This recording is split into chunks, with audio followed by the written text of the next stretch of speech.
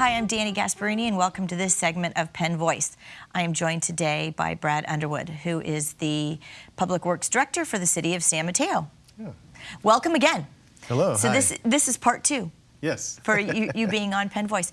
So we're going to just jump right into traffic, everyone's favorite subject within cities these days. Right. And I think it's touching all of our lives, no matter where you live, San Mateo or Menlo Park or Redwood City or San Francisco.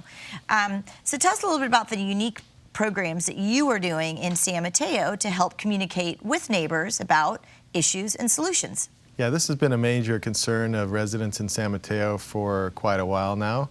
And with San Mateo kind of being at the crossroads, 92, 101, right. we're kind of seeing a majority of issues in the neighborhoods. So people are concerned that their neighborhoods are changing with the spillover of traffic right. in their areas. So what we've developed is a series of 10 meetings that we're having over the course of 5 months.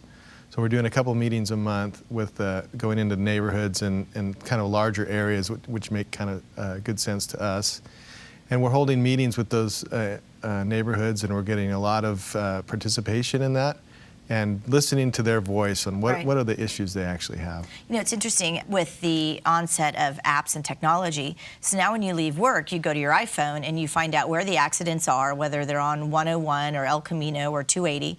And then your Waze system app tells you how to get through and avoid that accident using neighborhood streets.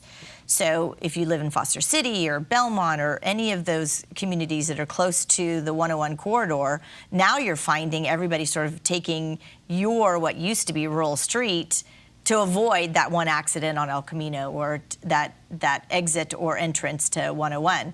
So I can imagine all of a sudden there's just this surgence of people driving through what once was this pretty quiet neighborhood, but now through their wonderful app, someone's talking to them about how to navigate through all sorts of neighborhoods. Yeah, that's exactly right. Those apps are very popular with individuals. I mean, I use that occasionally. I don't have the Waze app, but other things.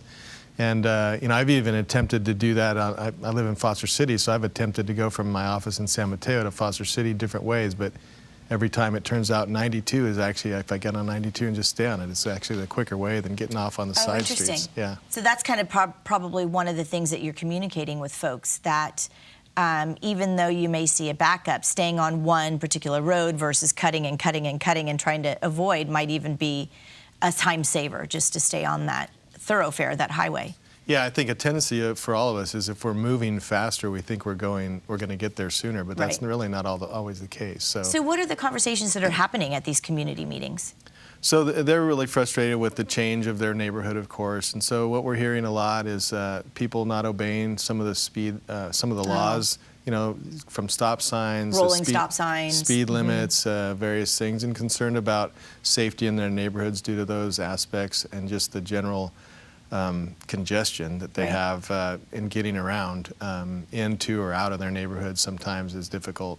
So those are the kind of things that we're actually hearing from them, and so you know, they're coming up with some ideas that we're considering to look into, you know, going forward to make. So are you in sort of the listening phase right now, and then gathering all this information, then you'll come out with some kind of report about how we might either communicate some solutions or actually put some solutions in place, or are you sort of adding these solution ideas as they come up?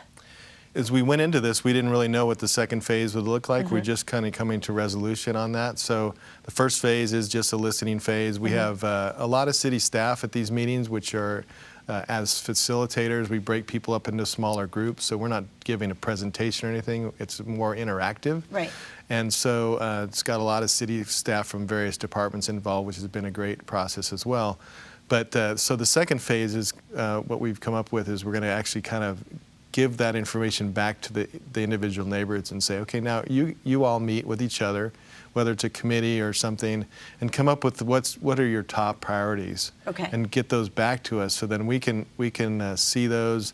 And then what we plan on doing is using a program we've got on our website called Peak Democracy right now, and that will we'll push that information back out to those that are involved on the web with us, or we have their emails, and so they can actually vote on here's really what our top 5 or 10 or whatever are. So it's really grassroots solutions for yeah. your own particular neighborhood. Right, and that's where we're starting, and so they're going to be kind of driving the second phase. Right. And then the intent is eventually, once we kind of coalesce all that together in a particular neighborhood, we'll actually send notices out to all the residents in the neighborhood, probably via mail, postcard, and just say, here's the plan. Are you okay with that or not? So if anybody's missed any one of these neighborhood meetings where you've done this listening and learning and this identifying, you've actually chronicled all of the things that have been said, and so that will get back out to people if they've missed a meeting. So they'll learn about what's been said in their neighborhood. That's correct. So the idea is to send all that information back to a steering committee or a HOA board members or something, so that they can actually see, yeah, this is what was generally spoken at the meeting. And then have you found that most of the conversations are the same, or are they unique to each sort of pocket in the various places in San Mateo? Or is it the same kind of thing, congestion, traffic issues? Yeah, mostly it's the same things, parking, traffic, congestion. There's some unique things about some of the neighborhoods. Fiesta Gardens, there's only really a couple ways in and out of that neighborhood, so they have some ideas like maybe making 19th a two-way instead of one-way. There's some big creative ideas. Yeah, some create, maybe a one-way street. Right. So there are some aspects that some neighborhoods have that are kind of unique, and we're working with them on those too. Right. Now, is public safety involved in some of your meetings as well, and listening and learning from the community? Yeah, we basically have teamwork throughout the city. So we have somebody from planning at our meetings. We have public safety individuals there as well that deal with the traffic side, the enforcement side. And we've already been working with them continually. We have regular monthly meetings with the police department to talk about traffic issues anyway. So, but this is just kind of added on to that. Well, I can imagine that it's almost a cleansing moment too for community members. I know they come to talk about traffic and congestions, but there's so many other members of your staff and your departments within San Mateo that it's probably an opportunity for everyone to do a lot of networking and to get a lot of answers, questions answered too. It's a kind of great community forum just to bring people together. Yeah, other questions do come up about the city, and so with the great deal of staff from other departments, there are opportunities for people to engage. It's a brilliant idea. Yeah, to make sure everybody's there. So your forums, your community forums, are going to end in May. So what will be next? So actually, we're going to start the next phase, as I discussed, by getting those steering committees or whatever going in the places we've already been to. So we're going to reach out to them and kind of let them know the next phase. And we have our next meeting this Thursday night. I don't recall the neighborhood, but we'll share that with them. So we're going to do this work. We're going to coalesce the ideas, and then we're going to get it back to you. So then the work begins with you all. And then we'll have ongoing communications when they need to reach out to us or when they finalize their list. And that's kind of the plan going forward. So hopefully that second phase will be starting, for everybody we've already met with. Well, and you and I talked before the session started, before the segment started, that these issues aren't unique to just San Mateo. You don't live in sort of this fishbowl.